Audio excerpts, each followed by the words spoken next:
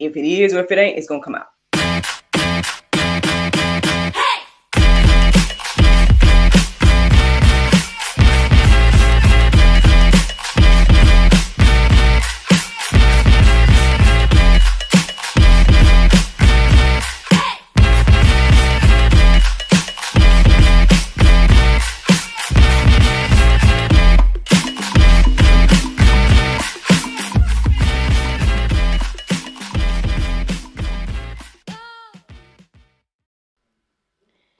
Good morning, everybody. It's your girl, Miracle Sims, and you're listening to God, Sex, and Love, your daily dose of inspiration and juice. It is September the 24th, 2022, and today the topic is how to turn away wrath.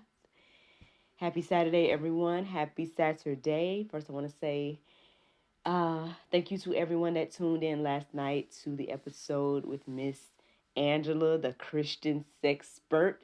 I hope that you all enjoyed that conversation, and feel free to check out her platform and everything she has going on. If you don't know what I'm talking about, then go check out the episode. It is our featured video. We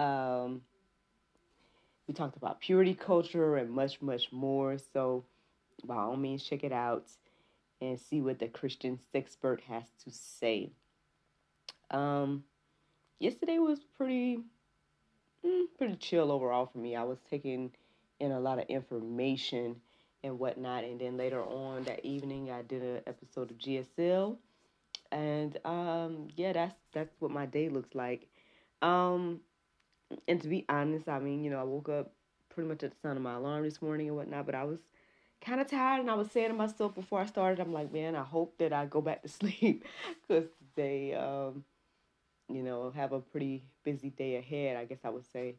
And so maybe even weekend ahead. So I hope that I go back to sleep after I do this, but we'll see what happens. But anywho, I just pray that the Lord come on in and say what He wants to say through me.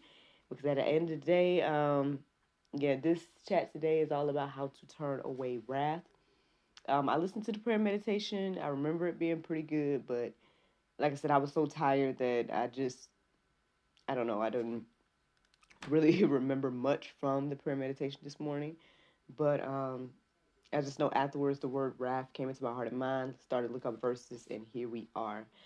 So, how to turn away wrath? Well, when we get into the Word of God, basically, it shouldn't come as a surprise that, it's the opposite of what we do when we're angry. I did look up the definition of wrath, but I didn't write it down. So if you need to do that, by all means, do that. But it pretty much talks about a almost comical version of anger. But again, go and look up the definition for yourself if you need to do that. But the focus today is how to turn away wrath biblically, right? So Psalm 37:8 says, "Refrain from anger and forsake wrath. Fret not yourself; it tends only to evil." Well, I guess it comes as no surprise that this is the vibe when it comes to the Bible and us, what it has to say about anger and wrath and everything like that. It's telling us here to refrain from anger. I know that sounds easier said than done sometimes. When we're going through stuff and you're like, oh, it really upsets you, whatever the case is. Again, it may be the last thing on your mind to actually refrain and whatnot, and to forsake the wrath, right? We might not even feel like we can do that, but guess what, y'all? We got power, self-control, and things of that nature. You know, you can channel those things into something else. You can, hey, what do I do when I'm angry? Well, sometimes it depends. I have, I seek counsel. I may go talk to, someone that I feel is spiritually capable to counsel me through whatever the situation is. Maybe I can share my thoughts and whatnot with individuals like that, trusted mentors and, individuals again that are spiritually sound to give me solid advice and not only that, but also listen, and whatnot, and share whatever wisdom that I need to hear in that moment. That's something that I tend to do. And sometimes I just tend to write down my thoughts as well, like when I'm angry and things like that. So those are two practical things that you all can do rather than stew and stay in the anger, wrath, whatever the case is. Um, Refrain from it. So that means for me, find something else to focus on. James 1 and 20 says, "For the anger of man does not produce the righteousness of God." There you go, y'all. The anger of man does not produce righteousness. I think it's very interesting that the Bible tells us to refrain from wrath and basically let God handle the wrath, like let God do the vengeance and the wrath. Um, on one hand, it's like, oh, because I know one of the complaints about the Bible is that, oh, God is this vengeful God, and that he's I guess we look at it like he's this God in the sky that's just judging us all the time. And then in this, he's literally asking us, hey, y'all don't hold on to wrath X, Y, and Z. Let me handle that. I don't know. I don't know how people view that and whatnot. I mean, I'm just saying what people, I guess, what I've heard, or the how can I say, the issues that people bring up with the God of the Bible, as well as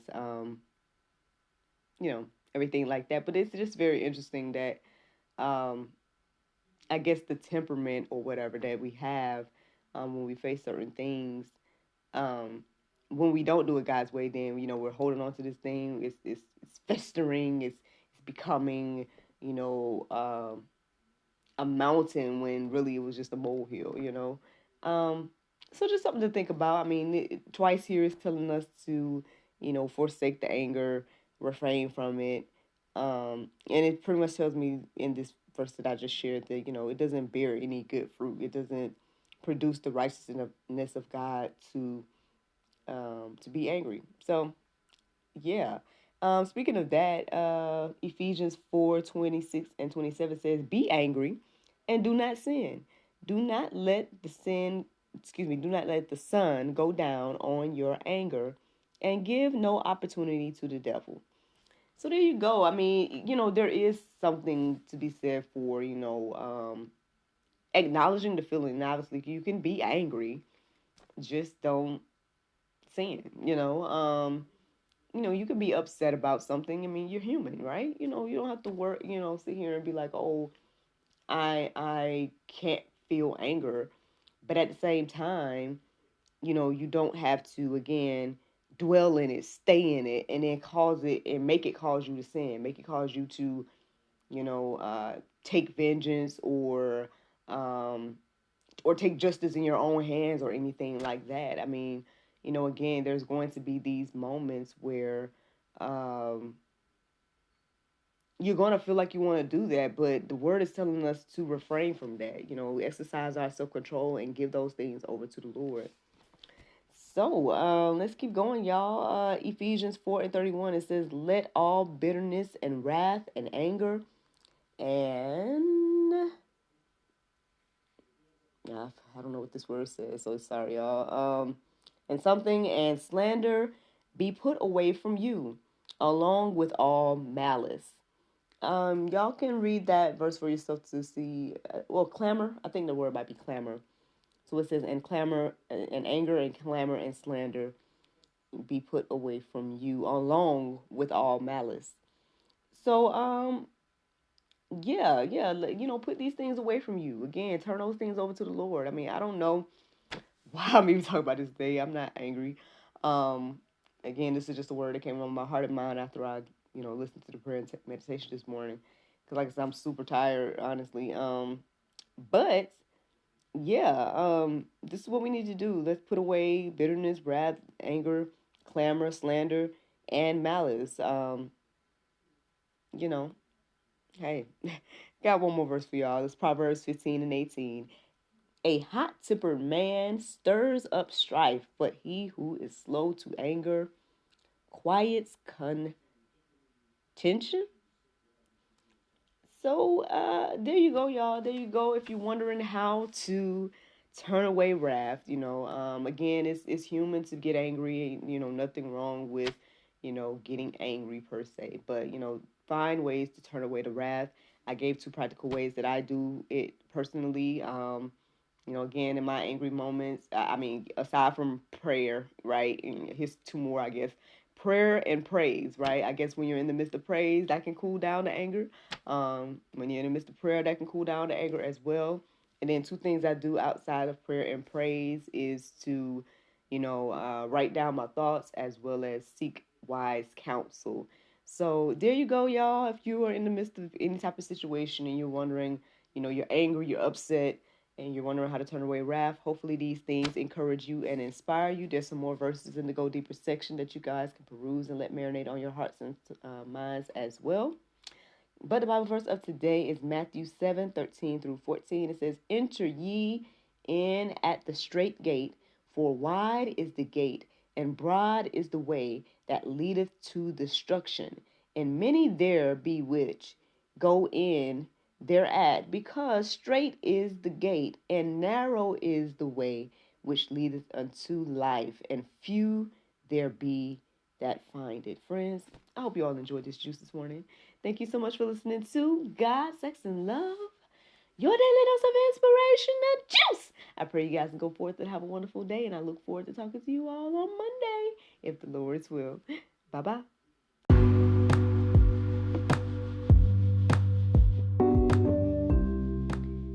This broadcast was brought to you in part by the Single But Not Alone Making the Most of Where You Are podcast, hosted by P. Lucinda. This podcast was created to encourage women to be who God called them to be and to avoid the emotional paralysis of putting life on hold while waiting for a mate. Listen to Single But Not Alone Making the Most of Where You Are on Anchor and Spotify.